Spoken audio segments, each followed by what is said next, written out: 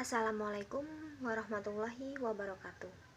Perkenalkan, nama saya Imatul Masrifah, NPM 1921030396. Saya dari kelas G Muamalah semester 4. Baiklah, di sini saya akan membuat video untuk memenuhi tugas mata kuliah arbitrase dan penyelesaian sengketa. Untuk materi yang pertama yaitu arbitrase. Arbitrase adalah salah satu prosedur yang oleh para pihak yang berselisih secara sukarela setuju untuk terikat pada putusan pihak ketiga yang netral di luar proses peradilan yang normal.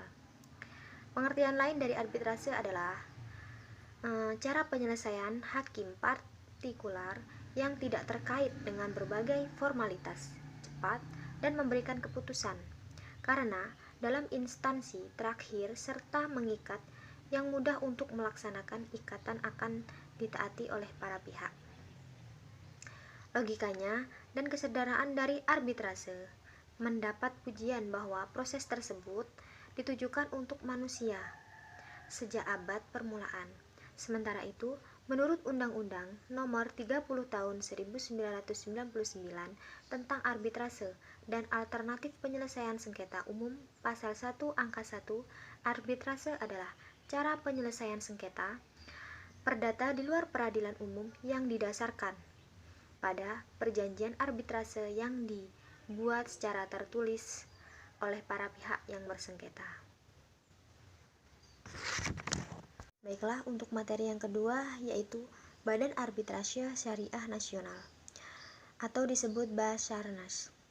Keberadaan Basyarnas sebagai badan yang berwenang menyelesaikan sengketa bisnis syariah memiliki peranan yang penting, diantaranya adalah menyelesaikan perselisihan atau sengketa-sengketa keperdataan dengan prinsip mengutamakan usaha-usaha perdamaian atau islah, menyelesaikan sengketa-sengketa bisnis yang operasionalnya menggunakan hukum Islam dapat diselesaikan dengan mempergunakan hukum Islam perdata di antara bank-bank syariah dengan para nasabah atau pengguna jasa mereka pada khususnya dan di antara sesama umat Islam yang melakukan hubungan-hubungan keperdataan yang menjadikan syariat Islam sebagai dasar pada umumnya adalah merupakan suatu kebutuhan yang sungguh-sungguh nyata dan memberikan penyelesaian yang adil dan cepat dalam sengketa-sengketa muamalah atau perdata yang timbul dalam bidang perdagangan, industri, jasa, dan lain-lain. Prosedur Basyarnas dalam menyelesaikan perkara yaitu permohonan untuk mengadakan arbitrase, penetapan arbitrase, acara pemeriksaan, perdamaian, pembuktian, dan sanksi atau ahli, berakhirnya pemeriksaan, pengambilan putusan, perbaikan putusan, pembatalan putusan, pendaftaran putusan, pelaksanaan putusan, dan yang terakhir biaya arbitrase. Yang kelima, adanya kebebasan memilih pihak ketiga. Artinya, para pihak dapat memilih pihak yang netral yang mereka hormati dan percayai serta mempunyai keahlian di bidangnya.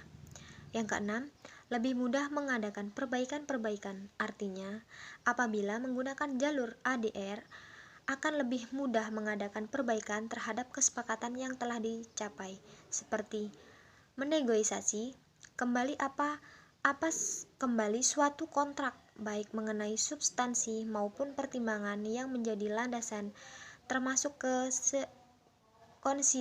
konsiderans yang sifatnya non-hukum. Yang ketujuh, bersifat final, artinya putusan yang diambil oleh para pihak adalah final sesuai kesepakatan yang telah dituangkan dalam kontrak. Untuk materi yang keempat yaitu konsultasi. Tahapan perkembangan, bagian penting dari aktivitas konsultasi. Ada dua teori terkenal yang memperkenalkan tahapan konsultasi yang berbeda-beda. Salah satunya yang kami akan sebutkan ini terdapat 9 tahap dari Spelets yang berdasarkan pada argumen bahwa klien berkolaborasi dengan konsultan untuk mengenai masalah-masalah yang sudah ditentukan. Untuk pada tahapan ini, yang pertama yaitu prakonta. Konsultan memperjelas keahlian pribadi dan bidang keahlian yang dapat digunakan dalam proses konsultasi. Yang B, kontra dan eksplorasi hubungan, yaitu konsultan mendiskusikan persetujuan yang lebih formal antara dirinya dan konselats. Yang ketiga, kontak, yaitu suatu persetujuan bahwa dibuat untuk menggambarkan layanan apa yang ditawarkan dan bagaimana. Yang keempat, identifikasi masalah. Baik konsultan atau konselats menentukan dan mendefinisikan dengan tepat masalah yang akan ditangani dan hasil yang diharapkan. Yang kelima, analisis masalah. Fokusnya adalah meninjau ulang informasi penting dan menghasilkan solusi yang mungkin dilakukan. Untuk materi yang kelima yaitu negosiasi.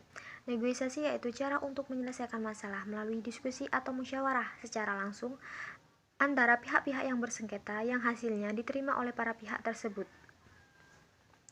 Jadi, negosiasi tampak sebagai sebuah seni untuk mencapai kesepakatan dan bukan ilmu pengetahuan yang dapat dipelajari.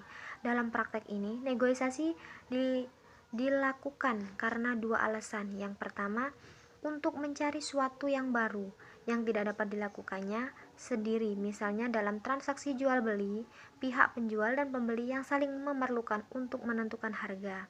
Dalam hal ini tidak terjadi sengketa. Untuk yang kedua, untuk memecahkan perselisihan atau sengketa yang timbul di antara para pihak. Menurut Kamus Besar Bahasa Indonesia, negosiasi diartikan sebagai penyelesaian sengketa secara damai melalui perundingan antara pihak-pihak yang bersengketa. Untuk materi yang keenam yaitu mediasi.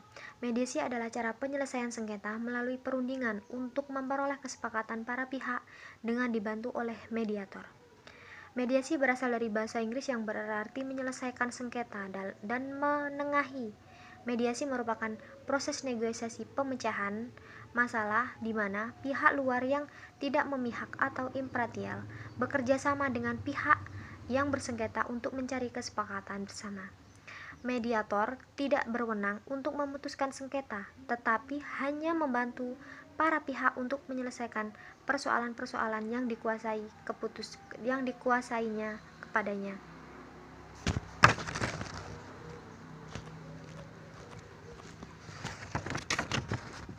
Untuk materi yang ketujuh yaitu konsiliasi. Konsiliasi adalah penyelesaian sengketa alternatif atau ADR di mana para pihak yang berselisih menggunakan konsiliator yang bertemu dengan para pihak secara terpisah dan bersama-sama dalam upaya menyelesaikan perbedaan mereka.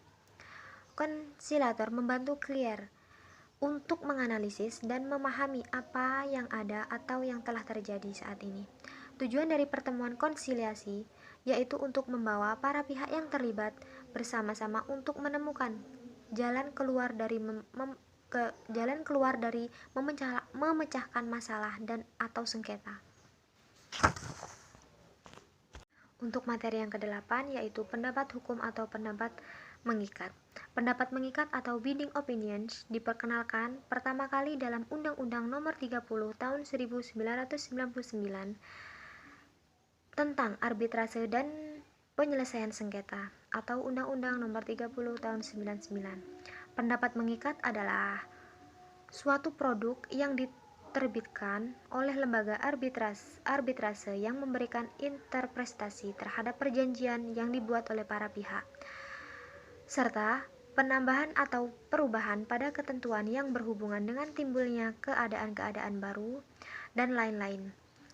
Lembaga pendapat mengikat pada hakikatnya bukan merupakan mekanisme untuk menyelesaikan sengketa, tetapi untuk mencegah munculnya sengketa. Sedangkan pendapat umum atau legal opinions adalah pandangan atau pendapat tentang masalah hukum yang dikaji baik secara parsial, imparsial, gradual, maupun kriterial, khususnya menyangkut ketimpang tindihan pelaksanaan peraturan hukum. Untuk materi yang ke-9 yaitu eksekusi putusan arbitrase dan ADR. Lembaga arbitrase saat ingin melakukan eksekusi tidak serta-merta melakukan eksekusi itu sendiri, melainkan dilakukan oleh pengadilan karena lembaga arbitrase tidak memiliki perangkat eksekusi seperti yang dimiliki oleh pengadilan. Maka dari itu, apabila kedua belah pihak yang bersengketa tidak menerima keputusan dari seorang arbiter, maka langkah selanjutnya yang akan dilakukan oleh lembaga arbitrase adalah melimpahkan keputusan arbitrase tersebut kepada pengadilan dengan cara mendaftarkan putusan arbitrase ke pengadilan negeri. Itu saja yang dapat saya sampaikan dan saya akhiri. Wabillahi taufiq wal hidayah. Wassalamualaikum warahmatullahi wabarakatuh.